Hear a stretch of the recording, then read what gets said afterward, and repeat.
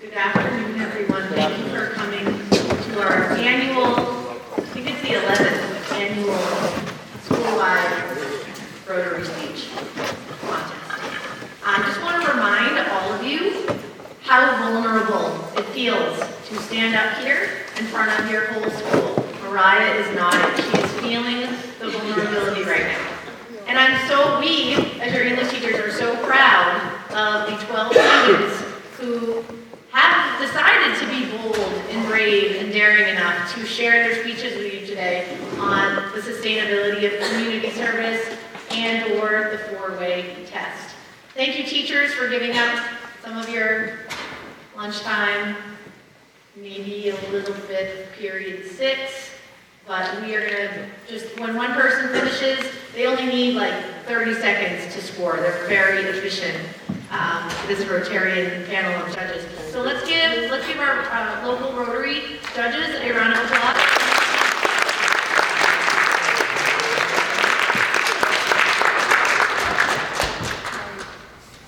Thank you, parents, for coming who are joining us. It's nice to see. There are a few of you in the audience who had great speeches and you opted not to give your speech. And if you feel like I am talking to you right now, even though I'm not making eye contact with anybody, I want you to feel that. Okay, and I want you to be really, really proud of your classmates who are getting up here to deliver their speeches. The Rotarians are going to pick 3 to 5 winners today to go on to December 7th and speak at their local Rotary meeting, and one of those individuals will walk away with $100. Mrs. Wicker, is there anything else we need to add? No, we're just going to remind that be a caring and supportive audience and not be on your cell phones or listening to music. Or you'll deal with our and it can be vicious. So, without further ado, let's bring up Lauren Peck.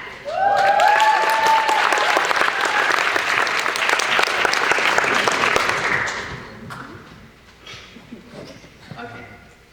What is a community? The Merriam-Webster Dictionary defines community as a group of people who live in the same area, such as a city, town, or neighborhood. This is technically the definition of the word, but I feel like community means so much more. A community gives. A community comes together in times of crisis. A community helps people get back on their feet. A community loves. The Lincoln-Woodstock area is a prime example of what it means to be a community. Let me tell you a story of a little family that has lived in this town since the summer of 2009. This family consisted of a father and 2 little girls that didn't have many clothes or money and lived in a cramped apartment. The family moved to this small New Hampshire town from a place called Bradenton, Florida.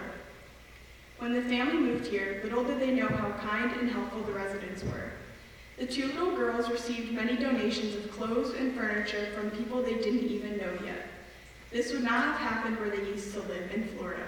Bradenton was big and not everyone there was the nicest. On the first day of school, the girls didn't know anyone at Linwood. The youngest daughter was in 2nd grade, the oldest in 5th. They both entered their classrooms not knowing what to expect. However, when the 2nd grader walked hesitantly into the unfamiliar classroom, she was almost immediately welcomed. In the morning meeting circle, the teacher introduced the girl to everyone. After that introduction, the girl played with many of the other students and made good friends that she still has today. The new student was surprised by her classmates' kindness. The girl only had a few friends at her old school, and since the school was so big, there were a lot more than 2 teachers for 1 grade. As she moved up in elementary school, she wouldn't have gotten to see her few friends very often, and eventually when they all moved up to middle school, they weren't likely to ever see each other again. As the girl grew older, she started to experiment with her style. She started wearing bow ties and vests to school, and eventually got her hair cut short. However, none of the students picked on her for this. They accepted her clothes and hair and complimented her. If the girl had still lived in Bradenton, Florida, she most likely would have gotten bullied for how she looked. On the first night of the 8th grade camping trip, when all the girls were in their cabin, the girl shared her biggest secret. She felt comfortable and safe enough to tell this to the group she had been with since the 2nd grade. The girl told them all that she was gay. All of the girls were very supportive and proud that she was finally able to tell them. They accepted her for who she was, and the girl realized that she had nothing to worry about. She had told a couple of her friends before and was glad that they didn't tell anyone until she was ready. This feeling of acceptance helped her embrace who she was, and she publicly came out the following summer, receiving nothing but positive comments. Everyone loved her for who she was. In Florida, she probably would have again gotten bullied for being different. Not as many people would have accepted her, and she may have been called some insulting names. The girl's house burned down in October 2016, the beginning of her freshman year. She and her sister had lost everything they had ever owned. The family, of now 4, was homeless and had to stay in a hotel for a few days. A very kind man who wished to remain anonymous offered to pay for the hotel until they were able to find a new place to live. Many other people in the community said the family could live with them for as long as they needed. The family received many donations. The Rotary Club also gave the girls $1,000 to replace their laptops. When the girl went to school 2 days after the fire, she was greeted with hugs and people offering any help they could give. Someone informed the family that there was a house that was up for rent. With the help of everyone, they were able to move into the house that week. A lot of people showed up with pickup trucks and furniture and helped salvage anything from the old house and bring it to the new one. A bake sale was held the following weekend with the help of many of the girls' friends. They raised over $2,000 for the family to use for whatever purpose they needed. The family is now back on their feet and doing well. This would not have happened in Florida. The family would have been on their own. That little girl is me, and this is the story of my family. We started with nothing, but this amazing community helped us get where we are today with their love and support. So I hope this helped prove to you that a community, a real proper one, is more than just a group of people who live in the same area. A community gives. A community comes together in times of crisis. A community helps people get back on their feet. A community loves. A community is a family.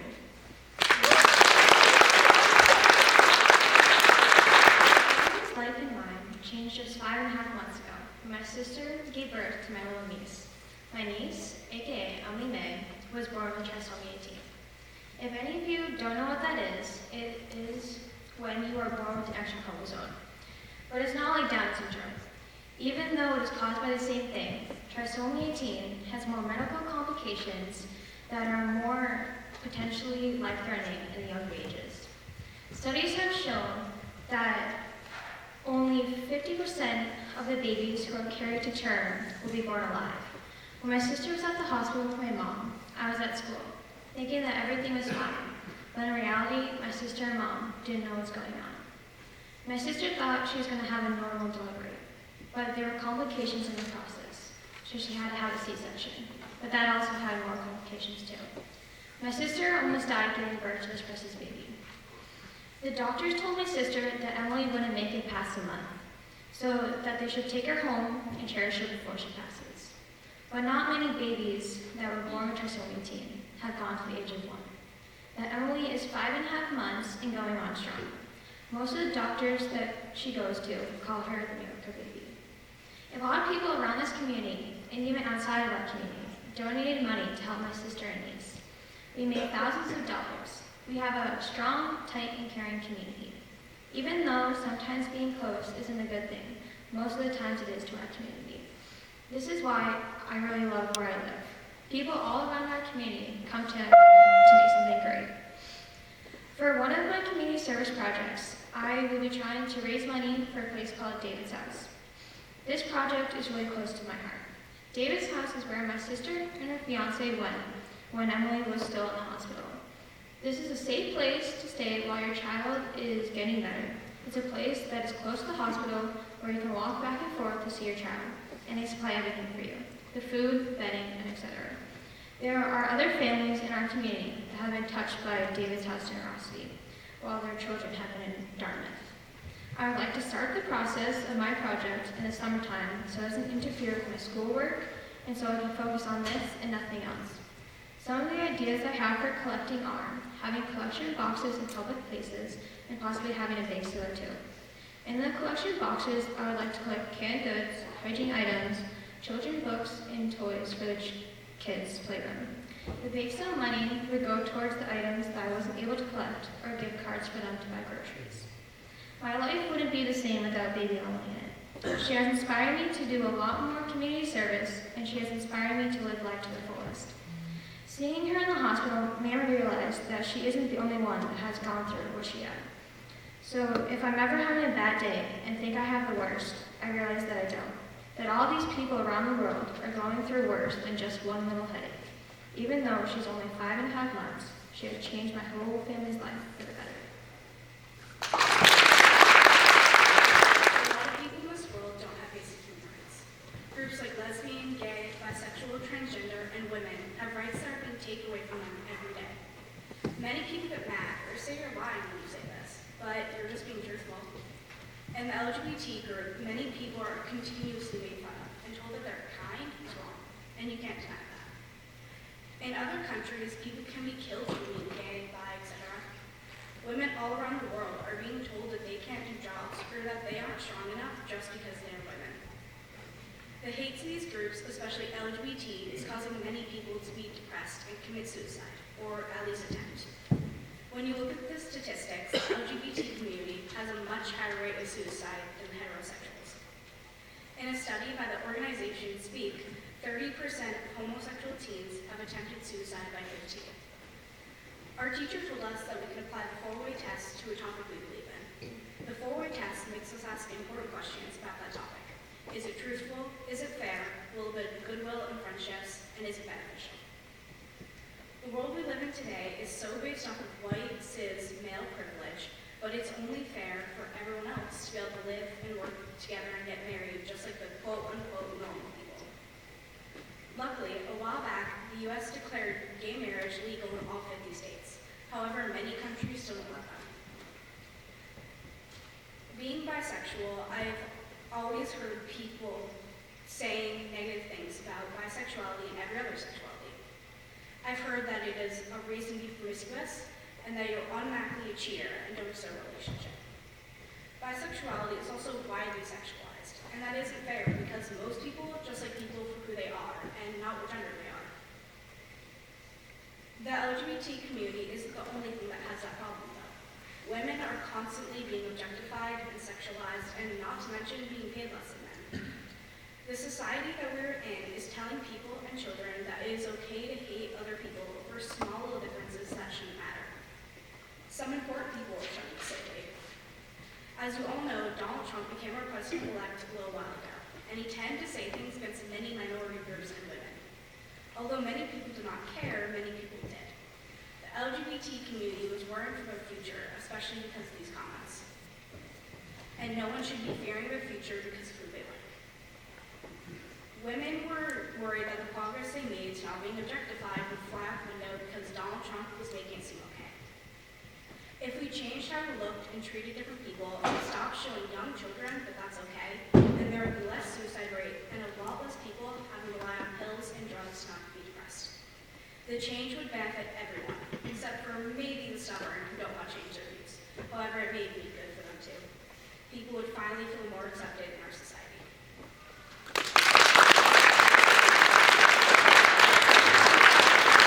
Rotary's four-way test was never something I really take into consideration. But after a situation happened to me, I can see how I can change a community with this test. The date of November 13th, I was working. It was the day after I gotten back from Mira Vista, a youth leadership conference. I got off the phone with my mother and a man that came into the store a little while afterwards. Over the course of the next few hours, I experienced something I never thought I would. This man stayed in the store for at least 2 hours, took out drugs and offered them to me. He physically made his own joint on the front desk. He started to talk very inappropriately to me. Words that I was shocked it'd be so casual to say. He asked me to leave with him. I was petrified of what might happen to me or my family. I felt as if I went for the phone, he would attack me, so I didn't. As the man was talking to me, I had my iPod under the counter. I texted my friend to get a hold of my mom to get me help. As the time went on, the man started getting annoyed because I wasn't contributing to the conversation, and he left. But he told me he'd be back. Before the police arrived, another man came in and saw the state I was in and made sure I was okay. Right before I went home, my mom and I drove around so I could identify the man. The man had kept his word. He was walking away from the store and he had come back. I've always felt safe here at Linwood and in our town. Because of the situation, I can see things differently. I can see how vulnerable we actually are. I can see how careful we need to be with our words. The situation could have happened to anyone. I was an opportunity. I do not believe this man woke up and decided he'd do this to me. I believe he saw me alone and took the chance. The community is a spectacular place. Lincoln and Woodstock has always made me feel safe and welcome. I never thought I'd be attacked like this here, but I was. It does not mean it won't happen again. If we are not educated about these dangerous situations, nothing is going to prevent it from happening in the future. I want to make sure that we can feel a little more safer in knowing how to protect ourselves. When Officer Bill used to be at our school, I did not really think anything of it. But I realize now how more secure he made us. For everyone's immediate safety, I fear there should be a police officer on school grounds. So in situations like mine, or something drastically different, someone can at least be close to keep us safe. I don't wish to come off as Lincoln and Woodstock or Linwood is not safe. I just want to ensure that I can at least try to prevent someone from being targeted in the future. Having an officer on school ground could change how we act at school. Students and teachers can feel more protected if we have an officer here. An officer on school grounds can immediately attend to the situation. Having an officer here at Linwood could also give a struggling kid someone to talk to, someone to make them feel welcomed and safe. Finally, the four-way test. Is this the truth? Everything I have shared about the experience is the truth. Also, the truth is we can only benefit from having an officer here at Linwood. Is it fair to all concerned? The situation that I had been put in, I did not consider to be fair. The man was let go and didn't get into any trouble.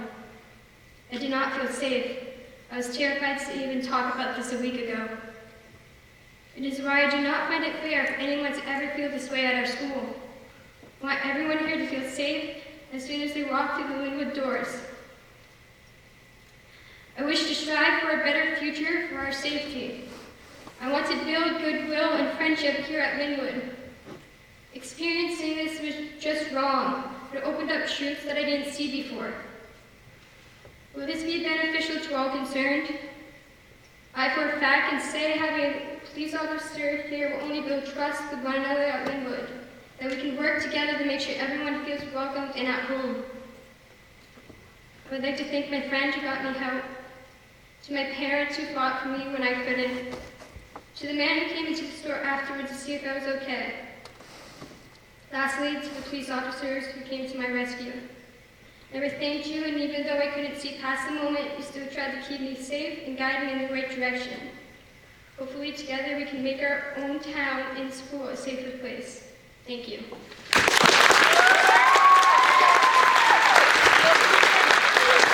Community service efforts. How do community service efforts grow and continue? Community service works like trickle-down economics. Trickle-down economics was first truly coined by President Ronald Reagan. For those who do not know what this means, trickle-down economics is a form of economics that relies on the rich creating jobs for the economic classes below them, and class upon class, and create jobs for the socioeconomic classes below them. I'm applying this theory to how community service efforts grows and expands. The more people who help others out, the more people there are to help with the community service. When someone gives a kindness to you, you only give a kindness back, right? Well, when you do something that helps them out, they will find a way to give back not only to you, but also the community. This is what I mean by it trickling down. For community service to flow this way, you need to make it enjoyable. For example, when you were picking up trash on the streets, put on your favorite song. If you can't do that, make a game out of it. If you force someone to do community service, they will feel it as tedious and boring. When this happens, there will be no trickling down. there is someone out there doing community service because they want to, they will pass it on to others, and there will be a ripple effect. So, you say, what does this mean to me? Well, this means that you can do anything to help community service grow and continue. When I say community service, I do not mean that you have to spend hours picking up trash on the street. I do not mean that you have to go to visit your nearest hospital and visit patients. When I say community service, I mean anything. You could give a homeless person $1, or you could help an elderly woman cross the street.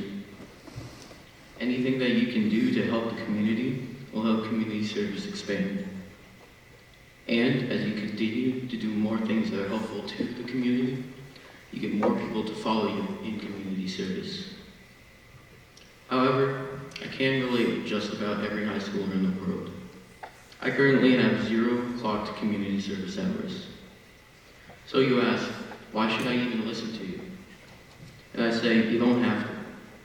You can go on with your life and act like I didn't even speak today. If nothing else, I want you to take this one thing in. That is, be kind to the community. Don't treat the act as community service, because then it will feel forced. Treat it as helping out the community. If you do not do so, everything that I've said today will be nothing. So, altogether, you need to treat community service as something to help out the community, not as service. The way to improve our community is for more people to take part. Then we will spill over in others' problem solving, making the world a better place.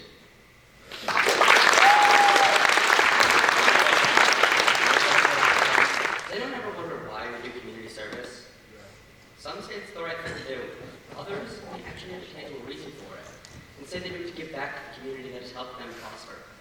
Whether it be through giving knowledge, offering livings for the less fortunate, or just being supportive of one another. And all that is possible because good Samaritans dedicate their time and, quite possibly, their money towards doing these deeds of kindness and generosity. However, community service doesn't need to have such a grandiose task. It can be something as simple as running a food drive, donating to charity, or even something as simple as cleaning up litter off the sidewalks. Take one of the student bodies at Lincoln Public School, for example. The class of 2019 donates teddy bears to the ambulance every year for the purpose of making children more comfortable and feel safe.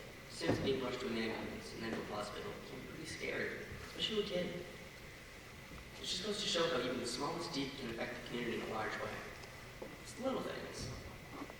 There are also hundreds, if not more, different ways of helping the community through service.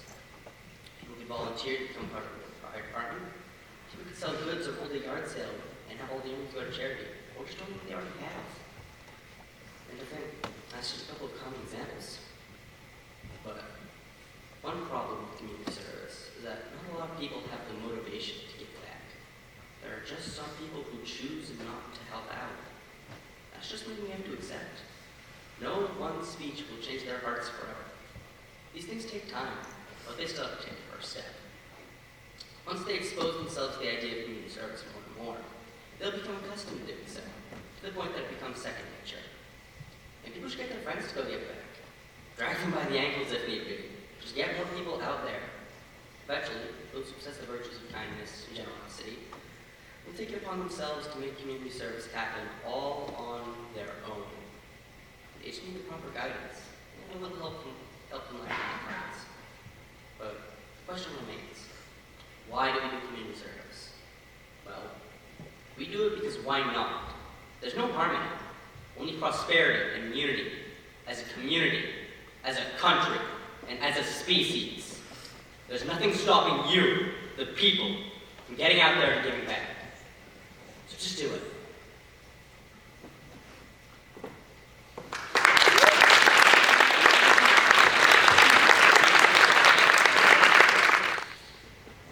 Community. A group of people living in the same place or having a particular characteristic in common. In New Hampshire, being the small state that it is very hard to not bond with people around you. The people of New Hampshire are stubborn and set in their ways, but are kind, good-hearted people. These are characteristics that we should all be proud of. Ever since the day I was born, This community has nurtured me and shaped me into the person I am today. It can be hard to realize it, but this community has done a lot for us. From tragic deaths to joyous births, the people of the Lincoln and Woodstock community have supported it in one way or another. When talking about sustainability, our community is the first thing that comes to mind. The friendships and opportunities that our community has formed and developed will remain and continue to be plentiful for many years to come. An example of this is the group of friends that I have. We've all lived in the community for all our lives, and that is what brought us together. The community has brought us together and created our brotherhood, our creed. The towns of Lincoln and Woodstock are tourist towns, which means that we need to be hardworking and kind for our towns to get business. I've walked down the streets of Lincoln many times, and there's always someone who will wave or smile or even ask, "How are you?" It's not that people feel obligated to do such kind gestures. It is just natural. That is what brings people back to our wonderful towns, our good nature. They come back because of how welcoming our towns are. We are paying it forward, hoping that others would be as kind as we were when they came into our restaurant, our clothing store, our gas station. Small towns can be overlooked and unappreciated at times, but our towns are rich with interaction and camaraderie. There can be some negative connotation to a small town, that it is too small so everybody knows who you are, or people are just always in your business. This is true, but personally, I don't see it as a negative thing. These people know you because they've probably heard good things about you. These people are in your business because they want to help. Recently, our class did poinsettia sales. We went around town asking businesses if they were interested in purchasing a few festive plants. Businesses responded with, "Of course, I'll take 12. They know that this is toward our class trip, and they are more than happy to help out because they remember what it was like to be in high school, and they remember how much fun they had. Some businesses don't even need these plants, but they just want to help us out. Our communities are sustainable because of our good nature and hardworking people. We enjoy gatherings for a town's anniversary or for even just a simple birthday.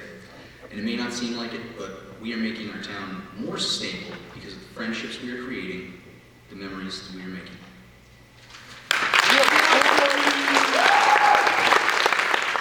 In the world that we live in, people know that everyone cannot do everything on their own. They need help. Though it's hard for them to admit it, but they would greatly appreciate service. As a member of the Church of Jesus Christ of Latter-day Saints, I have seen the joy that service brings to people. The church is very giving, and the people who are a part of the organization look out for others, even those who are not even members. It is their or our way of showing love and showing God's love to the world. As a youth, I have done many service projects with the church. It has shown me that little acts of kindness that may not seem so important can mean the world to a person or a family. Just last